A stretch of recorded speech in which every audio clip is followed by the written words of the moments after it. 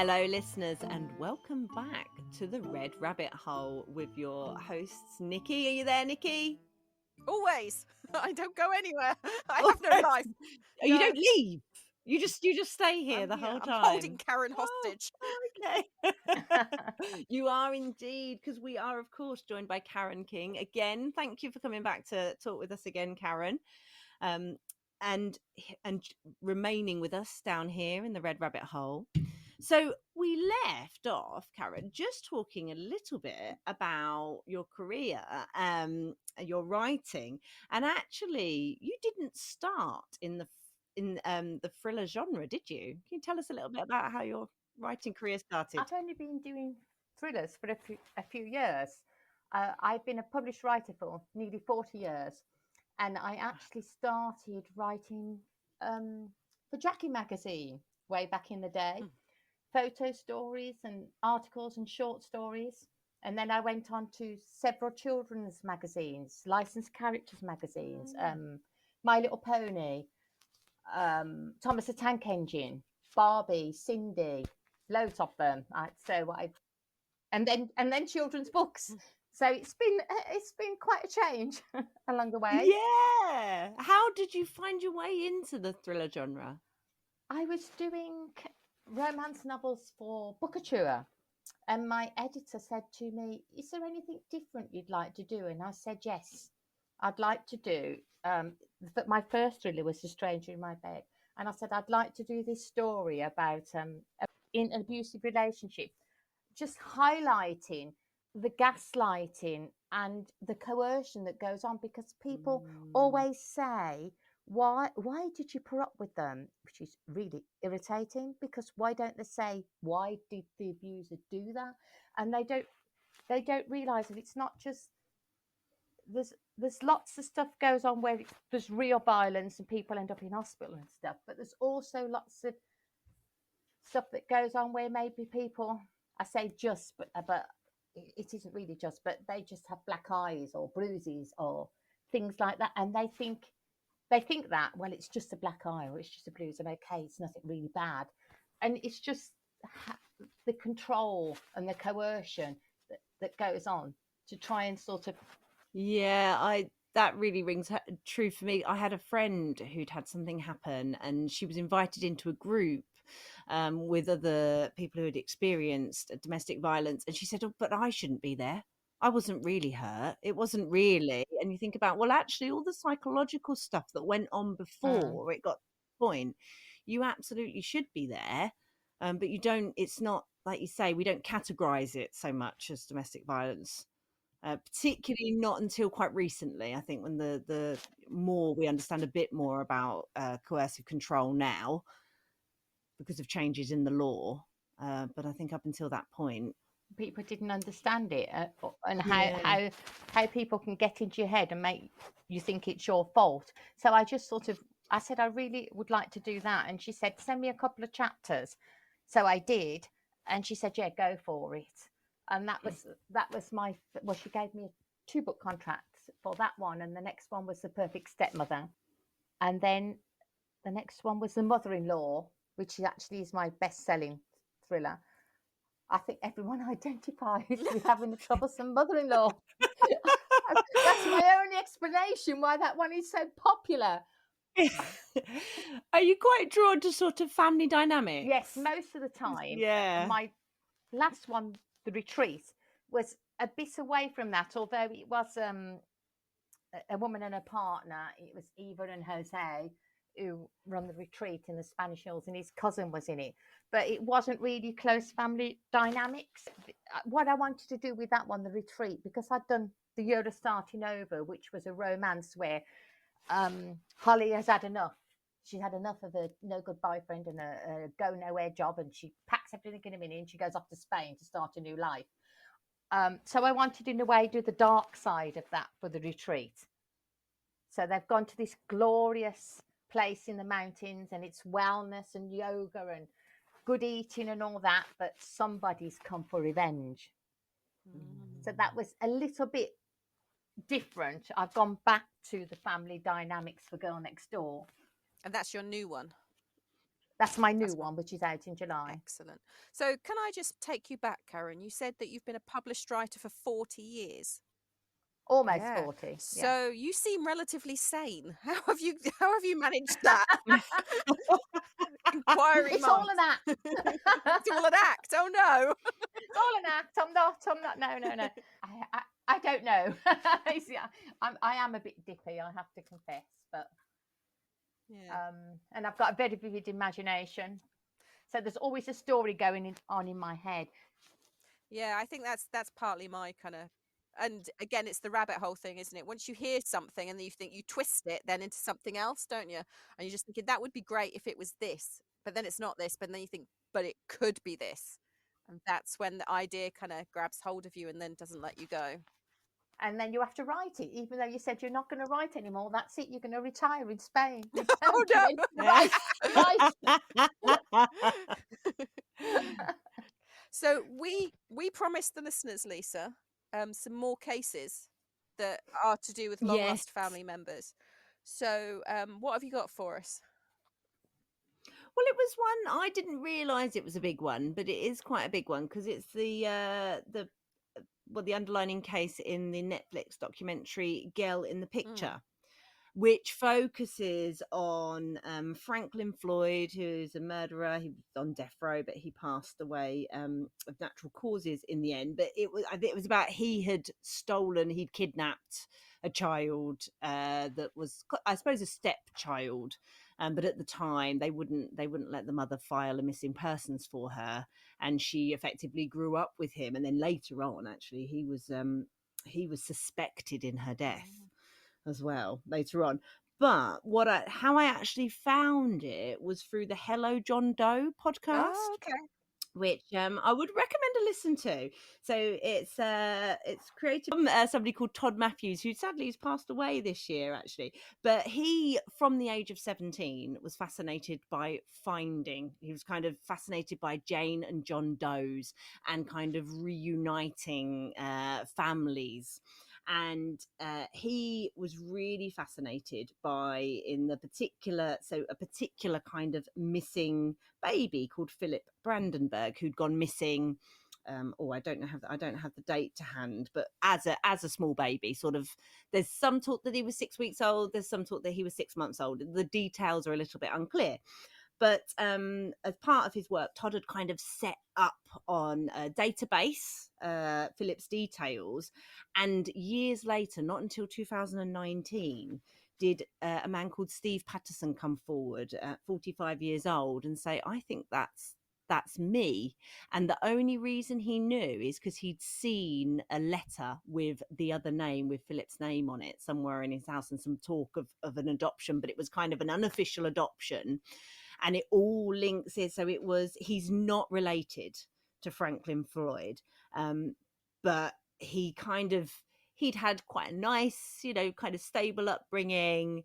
And then he finds out that actually he's connected to this really kind of complex family that is actually also very heavily involved with this person who was a murderer. So he'd kidnapped Susie, who was the eldest daughter of Sandra Brandenburg, who was Steve's biological mother. So he'd actually kidnapped the older child. She got sent down for 30 days in prison for writing a bad check, and apparently it was at the time that they were really cracking down. So, and he was left with these 4 children, none of whom were his, but he was looking after these 4 children because he was married to her. And he, in that time, he took two of the girls and left them with, I think, a church group or something, ran off with the eldest daughter, and sort of unofficially adopted off this baby that the mum couldn't find. So what I really liked about the podcast, and why I'd recommend a listen, is that it really comes from Steve's perspective on things. So it sort of comes from that story. So you can very easily get caught up in the Franklin Floyd story. And I must say, I haven't watched Girl in the Picture. I don't know if anyone watched that. No, I haven't, but I think I will. It sounds fascinating. It's quite interesting, isn't it? So I will give it a watch to see what angle that comes from. But yeah, I thought that was, and for Steve, he talked a lot about his identity, like you've sort of picked up on, Karen, Yeah. and we've discussed a little bit. because he sort of was really seeking who he was, and then when he found out who he was or where he'd kind of come from, I think he regretted wanting to find that out. Well, yeah, it's like when you trace your family tree, isn't it? You've got to be prepared for a few skeletons coming out, and sometimes maybe things are best left alone. If that sort of thing bothers you, it wouldn't bother me, because what people have done in the past isn't. I'm not responsible for that, so I just find all that interesting. Hopefully, nothing too awful, but yeah, you go and look for your family, and what if that family isn't the family you wanted it to be? Yeah, well, there, and also if you know the reason you were given away, or even though I think it's really complex for him because he kind of wasn't given away. His mum didn't give him away. His mum wanted him, but he was given away. But then there's another child. So actually Susie had a child, and I think Franklin Floyd, well, I think later on in his life, at a much later point, he admitted that he'd killed that child. And he'd been safe for a little while. He'd been like with another family, but he got him back, and then admitted later he went missing. He was a missing person for a long time, and then Franklin Floyd admitted that he'd killed him. So in some ways, being out of that family at 6 weeks old or 6 months old, whenever it was incredibly lucky as well, as a way to kind of keep safe, because who knows what Franklin Floyd was not a nice man, so what he would have perhaps done. Yeah. People are fascinating, aren't they? They are. What makes them tick and the things they do. And that's where the kind of joy of being a writer like ourselves, people are just a massive well of conflict and crap that you can just sort of dig up and play with, because that was not a nice man at all. Yeah, and the circumstance as well. I think there's a lot about the way the mother was treated. She wasn't. They wouldn't let her file a missing persons for her own daughter. It's awful. Even though she'd been taken away against her will because she was married to him. Technically, she was with her stepdad. So yeah, it's terrible. Yeah. Some terrible things happen, unfortunately. Yeah. And speaking of Netflix documentaries, there's another one called The Imposter. Has anyone seen I'm these? writing all this down. I've got a piece of paper here, and I'm writing all this down. That's the joy of the rabbit hole. You haven't reached the nightmare of the rabbit hole yet, where you just cannot get out, and you're sat there at 2 a.m. listening to podcasts. Especially Netflix, because you think, oh, I'll watch one more episode. Do you do that? I'll watch one more episode, and then 2 o'clock in the morning, oh, it's the last episode now, so I might as well watch that. Or it comes on and it says, "Are you still watching? Are you still there?" You go, "Yes, I am." Yes, move on. Don't try and make me feel bad, Netflix. Just put on the next show. I'm sure I was binging so hard once that it actually asked if I was still alive. Are you still alive? I was like, yeah. I was like, but am I alive enough to press the button to continue? No. No, I'm not. No, because you do it for me, Netflix. We don't need to. That's the thing about it, isn't it? It just goes, you get that little timer, and sometimes I'm a bit like, if I don't beat it, if I'm like, oh no, I really need to go to bed now, I must turn that off. But if I don't get hold of the remote in time and go back, and then it's on the next episode, oh well, it started now. I might as well watch for another hour. At least Netflix cares to not ask. Do you know what I mean? It's not just letting you sit there and rot. I think Netflix would alert the authorities if I didn't respond. Whereas YouTube just keeps going, YouTube doesn't it? It never stops. That's YouTube's the thing, when they find, sometimes there's been cases where they found people in their homes years after they've passed and no one's realised, but the TV might still be playing. Well, it's Netflix. Well, they do some great shows. The Imposter was quite fantastical, though. I mean, it's old. It's a couple of years old, a documentary, and it's all about a French guy called Frédéric Bourdain.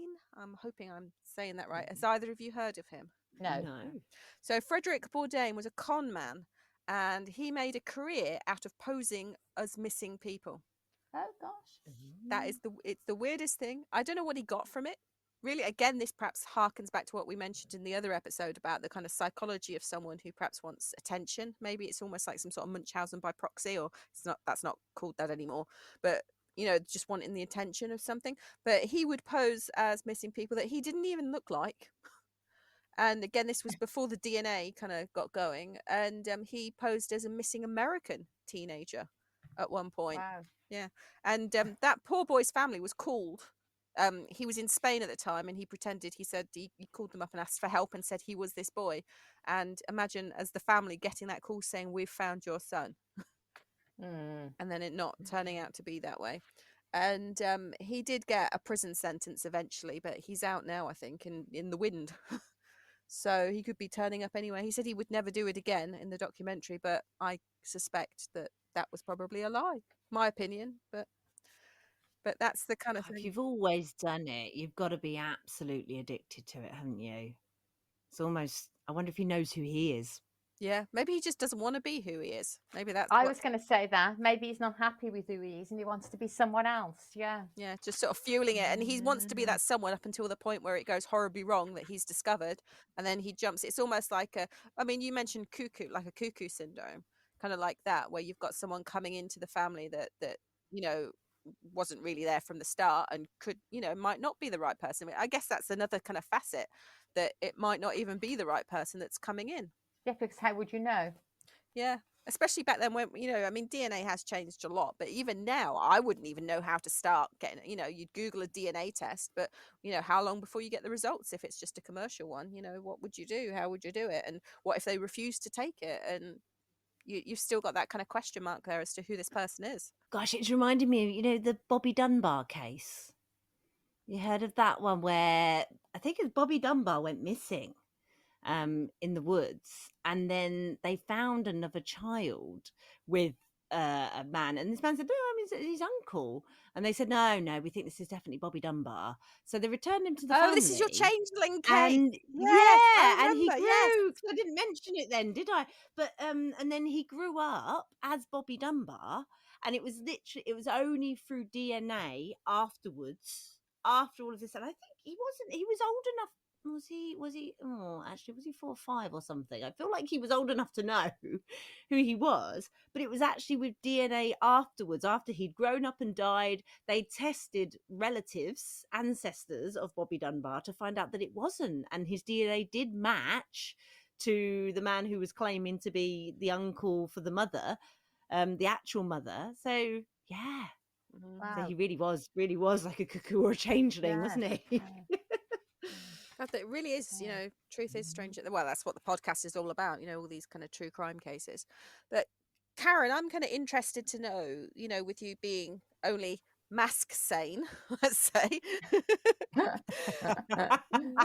what if you got a knock on the door one day and it was someone claiming to be a long lost family member? What would you do? I would let them in and listen to their story. Right, so we're going to get our plane tickets to Spain, Lisa. Yeah, I was going to say we'll give it a couple of months because I don't think we're going to get much of a summer here. We'll be the cousins that you never knew you had. Yeah.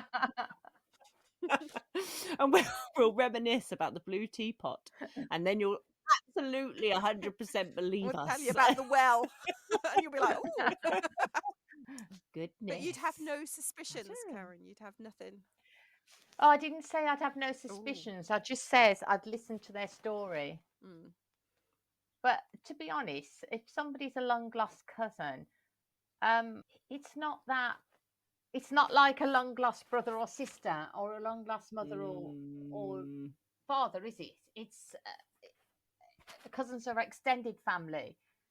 So it's not going to make that much impact on your life, is it? Yeah, it's not necessarily your parent. No.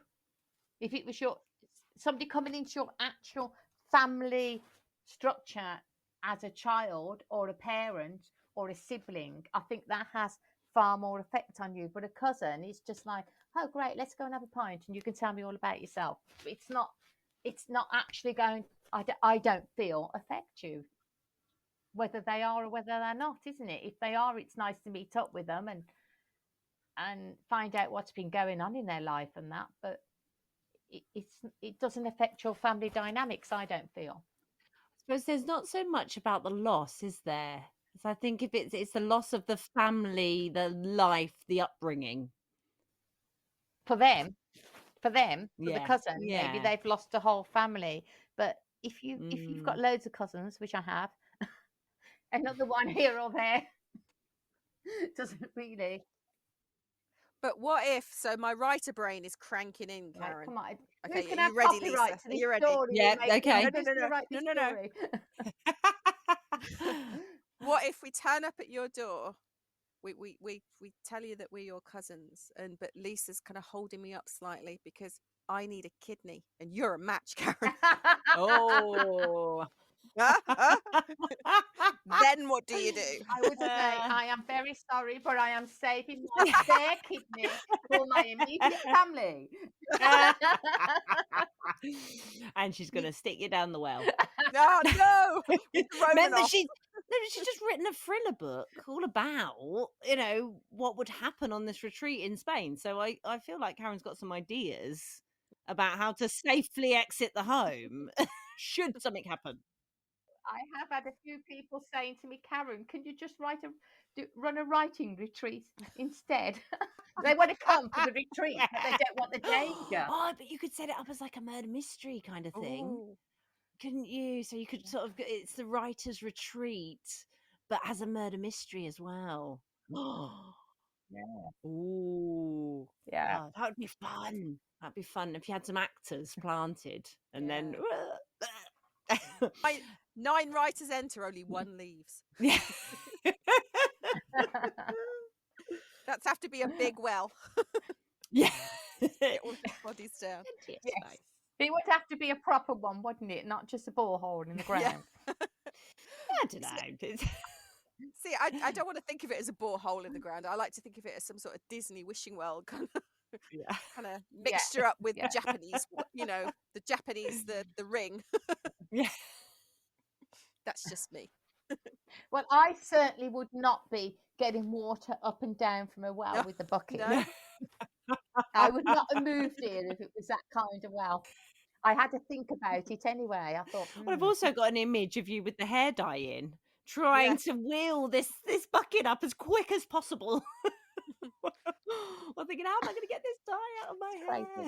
It was crazy. Yeah, and it was winter. It was November. It was cold. And when it's cold over here, it's cold. And the houses are cold because we have no central heating. They're built to, the modern houses do. I live in a Spanish finca in the campo. So it's built to keep out the heat because most of the time it's hot.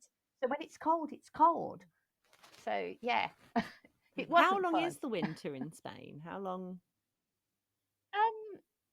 Well, we haven't had a long winter this time because we've had hardly any rain at all and it hasn't been that cold. The first year we came over, we moved over in 2017. Oh, talk about baptism of fire. Whatever could go wrong with the house went wrong and it poured down with rain and it was leaking. It was coming through the roof and it was coming into the house and the electricity was going off. And yeah, it's all a bit like, let's go back. It would take a lot to make you miss Birmingham, but but that'll do it. I was born and bred in Birmingham, but I've lived lots of areas. I've lived in Cornwall, Solihull, and I was actually in Worcester, where I met my second husband in Worcester at the time. So, yeah, and Dave, and it's us who moved to Spain. So, yeah, Worcester's nice. Worcester's pretty. Have you ever set any of your novels in Birmingham? It's really funny because my romance novels are normally set in places like Spain or Cornwall or Mallorca, and my thrillers are set in Birmingham. There's no romance in Birmingham. There's no romance. Yes, well, what conjures up a romance? Definitely. Oh, Spain or Cornwall, yeah. So that's a good point. So, Karen, what kind of rabbit holes do you jump down with your romance books? I'm assuming they're way nicer. They're just, I say that I write about the light and dark of relationships, which an author friend gave me that tagline, Lorraine Mace, and I thought it was brilliant, so I use it on my website. So my romances are when things eventually go right. There might be some hiccups along the way, but they're going to end up together at the end because that's the nature of romance, and everyone would be writing complaining if they didn't, even if it's only for now. They don't have to get married, but for now they end up together. And the thrillers are when relationships go wrong. So it starts off all happy, and then things start going wrong and wrong and wrong. So that's the other. They're two sides of the same coin to Dare me. I ask, do you have like a preference for writing either, or do you just really enjoy writing all of them? It was a nice change to do the thrillers, but it's also nice. I've actually just got a contract for 3 books for women's fiction, which hasn't Ooh. been announced yet, so I can't talk about it, which is a shame. But they're older women, they're Golden Girls fiction, and I'm really excited about that because it's something I've been wanting to do for a while. So I'm going to have fun with that. Yeah, I am. Yeah, I just lose myself in whatever I think. I think the thing is with the thrillers, there's so many twists and turns, so you don't know how it's going to end, and you try to write like that, which you do them, Nicky's. I don't know if you do, Lisa, but so you know that they can be a bit difficult to plot, and then you get the dreaded structure edits back where they want chapter 10 to be chapter 2, and that changed the time scale of all the book. Seems a simple move, but it's not. The romances are more straightforward, although you still have to have twists and turns in them, but it's just bringing in conflicts that look like they're not going to get back together, or although you do have another storyline running through it, obviously, else it would just be boring. But yeah, I don't know. I think the thrillers at the moment have the edge, but I think I might enjoy these Golden Girls ones even I like more. that, Golden Girls. The gold- Yeah. You should do a Golden Girls thriller. Maybe that might come next Yeah. Ooh. when I've written these 3. I wonder if it goes with the seasons. I bet it's easier to write a thriller in the depths of winter in the cold villa, and then in the lovely, hot, beautiful sunshine with the lovely mountains as a backdrop. I think, oh, romance. I am at the moment I'm doing 2 side by side. Wow. So yeah, so I'm writing 2 books which both have to be written at the same time. But I'll tell you what is difficult. I've done a couple of Christmas titles, and writing Christmas Yeah. books in the summer, trying to get yourself in the mood. Yeah. Do you put your tree up and put on a hat and a bit of music? Yeah. Kind of get yourself in the right frame of we mind.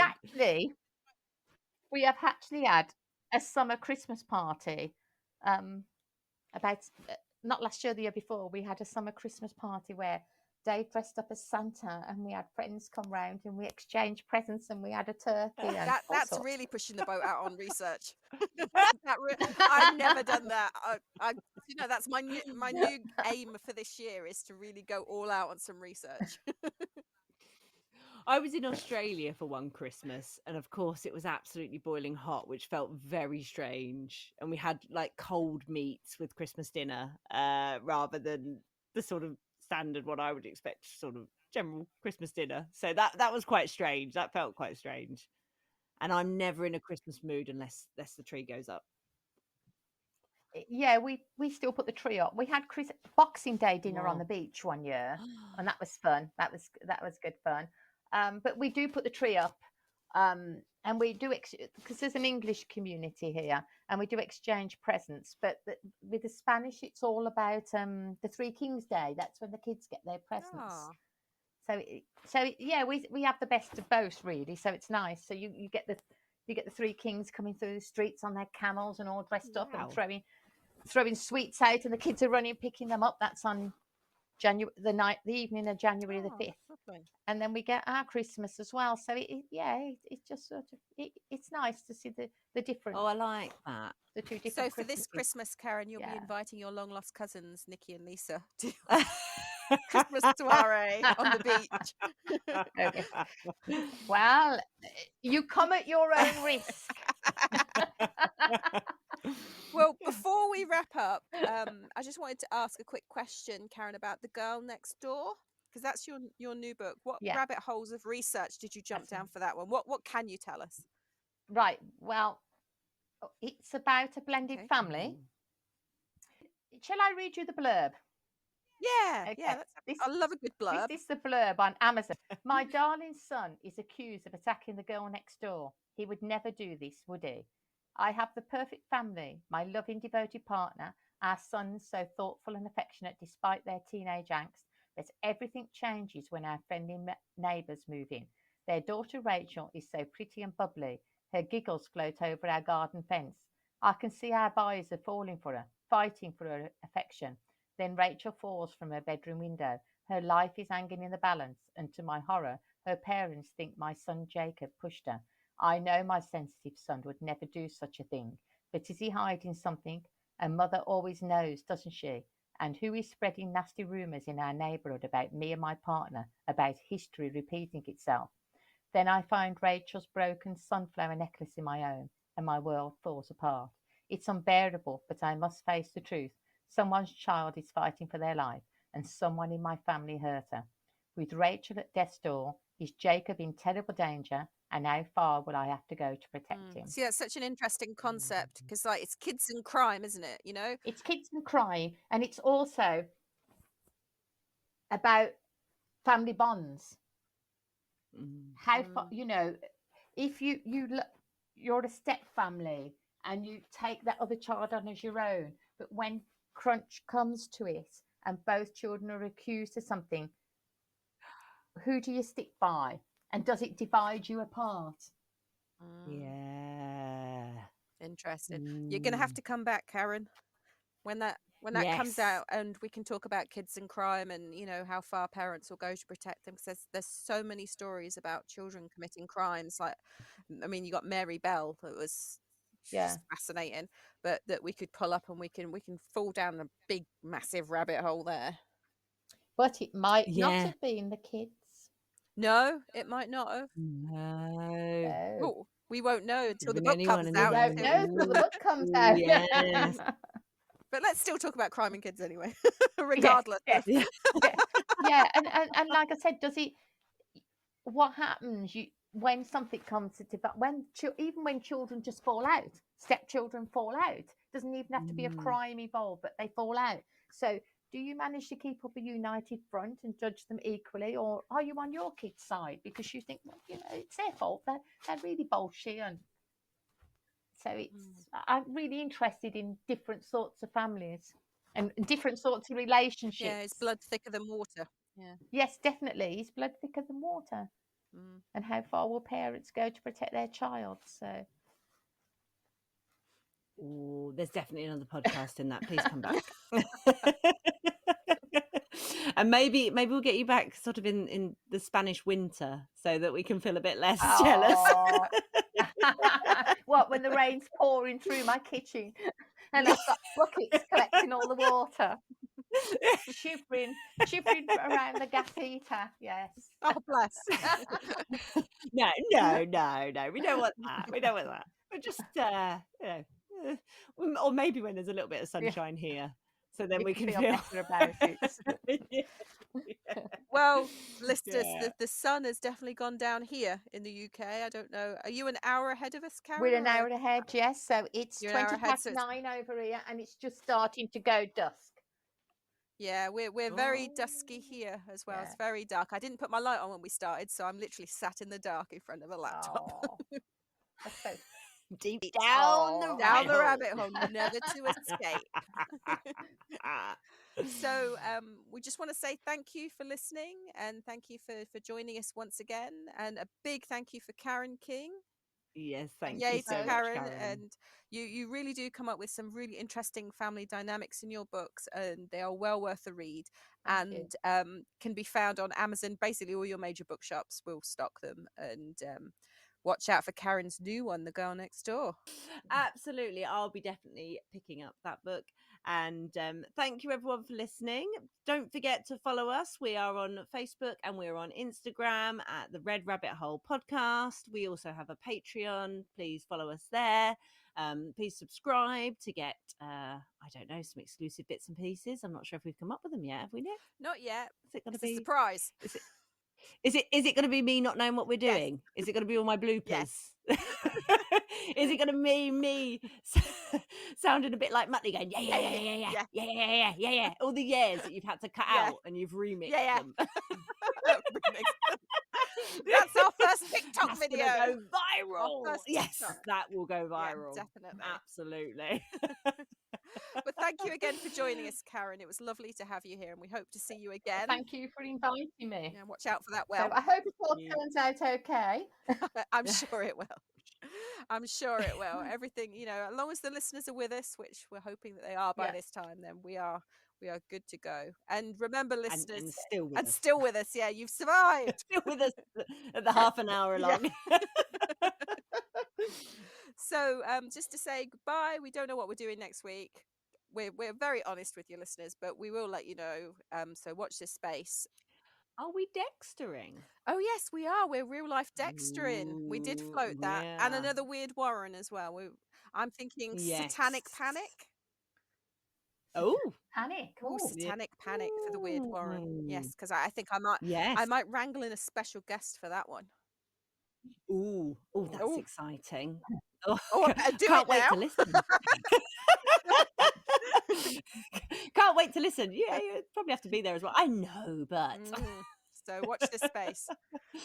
So have a good evening or morning or whatever, afternoon, whenever you're listening to this podcast, and you'll hear us again, hopefully. we'll see you very soon. Back down the red rabbit hole. Bye, listeners. Bye-bye. bye. Bye.